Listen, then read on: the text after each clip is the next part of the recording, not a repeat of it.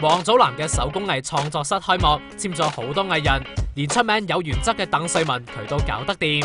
鄧萃雯仲當眾叫祖藍介紹男人佢識啊！如果唔係咧，就揾到好似你咁上下嘅老公都得。你咁上下有才華。其實咧，我好睇重你啦，幫我揾一啲我從來未做過嘅嘢嘅。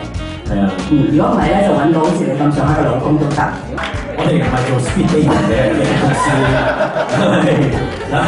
咁你介紹嗰啲好工作俾我嘅時候，我遇到啲有才華嘅人。唔止鄧萃雯，唱歌好有自己原則嘅林欣彤都俾祖藍搞到嗒掂。好多謝你俾咗個機會我去拍劇啦，其實。真係唔關我事嘅，即係編劇。我係用親生仔女嘅。其實祖藍份人一向公還公，私還私，不過開公司梗係揾信得過嘅人幫手啦。老婆李亞男就唔使講，連佢舅父史偉志都喺佢間公司做副總裁。努力工作，你今年一定要達到今年嘅目標。我會㗎，老闆。唔達成嘅業績嘅話，炒你。我俾你要多啲嘅。搖多啲啊嘛，搖錢樹啊嘛，想講。即係下個月遞到，今年年尾生啦。怕啦，祖藍咁發，幾時生都冇問題，唔怪得連阮兆祥都眼紅啦。